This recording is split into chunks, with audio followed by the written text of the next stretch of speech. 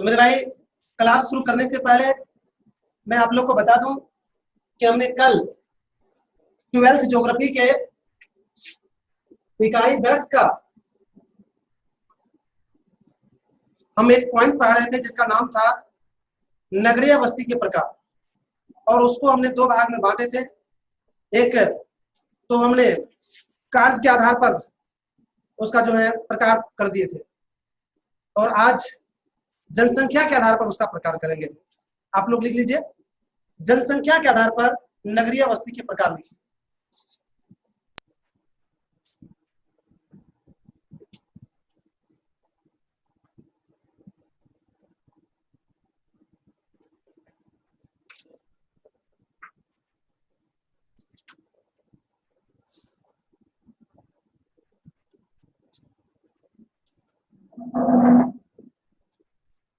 जी, तो जनसंख्या के आधार पर नगरीय बस्ती के प्रकार मैं बच्चे बता दूं कि इस आधार पर नगर के कई प्रकार हैं, जिसमें से प्रमुख जो है उसको हम लिखाने जा रहे हैं। एक नंबर में लिखिए महानगर।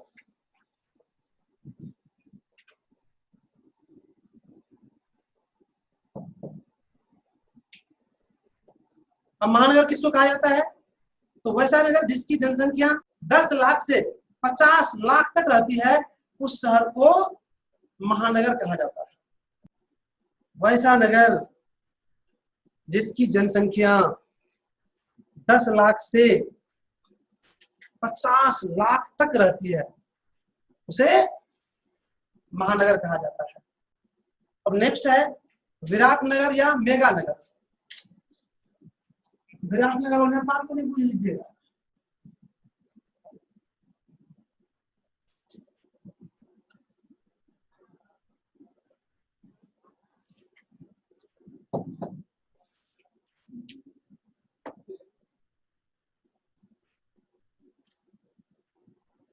मेरे भाई, जिसकी जनसंख्या 50 लाख से अधिक रहती है, उसे विराट या मेगा नगर कहा जाता है। क्लियर हो गया? सिंपल चीज है, लिख लीजिए इसको। जिस नगर की जनसंख्या 50 लाख से अधिक रहती है, उसे विराट या मेगा नगर कहा जाता है। अब नेक्स्ट है तीसरा 10 लखिया नगर। तो क्लियर है, इजी है।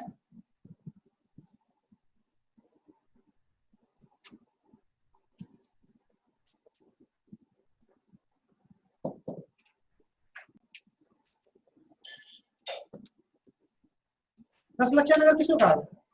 जिस नगर की जनसंख्या 10 लाख के आसपास रहता है, उसको कहता है 10 लखिया नगर। बिल्कुल इजी है, इसमें इसको भी नोट कर लीजिए। वैसा नगर जिसकी जनसंख्या 10 लाख के आसपास रहती है, उसे 10 लखिया नगर कहा जाता है। वैसा नगर जिसकी जनसंख्या 10 लाख के आसपास रहती है, उसे 10 लखिया नगर कहा जाता है। मेरे भाई, तो ये जो जनसंख्या के आधार पर नगरीय बस्ती के प्रकार था वर्ल्ड स्तर पर, मैं बता दूं आप लोग को, विश्व स्तर पर था। यही जब भारत स्तर पर बताएंगे तो अलग प्रकार हो जाएगा। ये विश्व स्तर पर है, क्योंकि अभी जो आप ज्योग्राफी पढ़ रहे हैं, 12th में 2 ज्योग्राफी पढ़ना है, 2 पार्ट है। पहला पार्ट है विश्व ज्योग्राफी, उसको संक्षेप में नाम विश्व ज्योग्राफी भी कहा जाता है। दूसरा का नाम है भारत ज्योग्राफी। तो ये विश्व ज्योग्राफी है, इसमें विश्व की दृष्टि से पढ़ा जाता है। तो शायद ये हो गया। अब हम लोग नेक्स्ट पॉइंट की ओर बढ़ते हैं। नेक्स्ट पॉइंट है आपका ग्रामीण बस्ती की समस्या। जी, लिख लीजिए।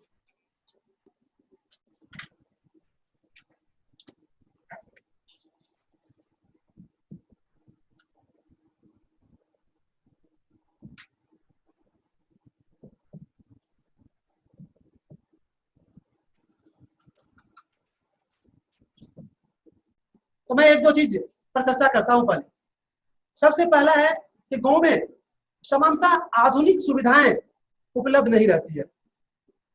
दूसरा, आज भी पेयजल की समस्या उपस्थित रहती है।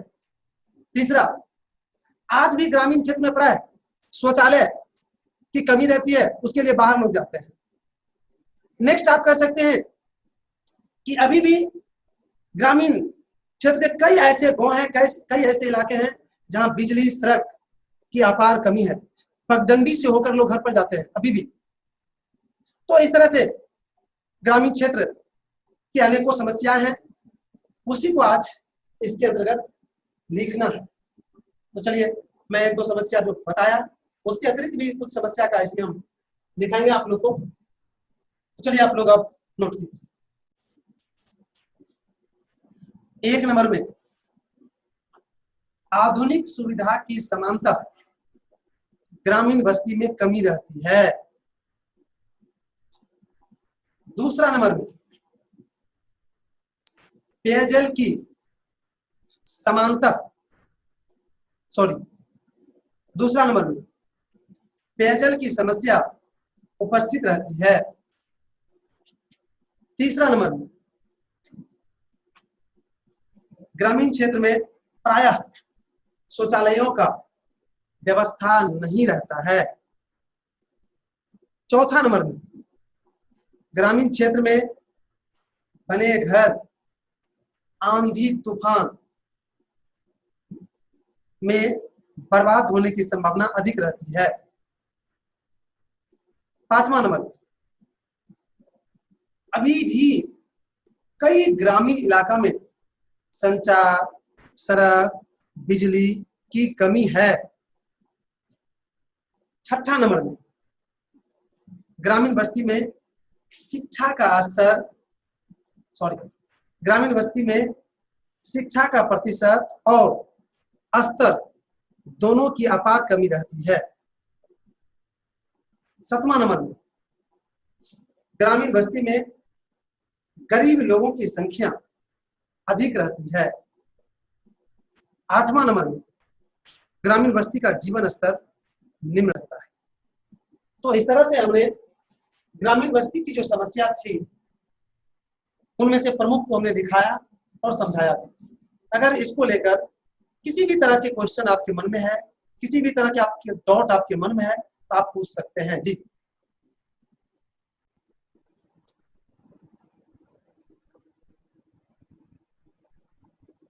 चलिए, तो बहुत ही अच्छी बात है कि शायद आप लोग को इसमें किसी भी तरह की समस्या नहीं है, कोई डाउट आपके मन में नहीं है। अब हम आगे बढ़ते हैं। अगला पॉइंट है आपका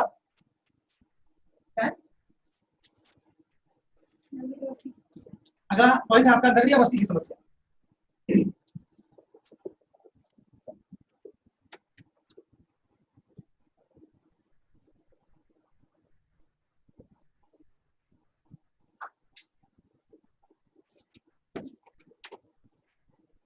आपने अभी अभी ग्रामीण बस्ती की समस्या को सुने और लिखे भी। अब नगरीय बस्ती की समस्या, नगर में भी बहुत सारे छात्र रहे ही होंगे और वहां पर जो उसको दिक्कत हुआ होगा ना, जिसकी कमी महसूस हुई होगी ना, वही समस्या हो गया, उसी को इसमें पढ़ना है। तो मैं आज समय की कमी के कारण से मैं इसके संबंध में नहीं तो अब आगे बोल सकता हूँ, नहीं दिखा सकता हूँ, लेकिन एक चीज जरूर कह सकता हूँ कि कल आप लोग से एक एक करके समस्या जानेंगे, क्योंकि कल तक आप लोग इसकी समस्या को तैयार कर लीजिए कॉपी में, और कल क्लास ऑन होते ही सबसे पहले मैं एक एक करके सबसे दो समस्या जानूंगा कि सर की क्या समस्या है। इसी के साथ मेरे भाई आज की क्लास को यहीं पर विराम देना पड़ता है।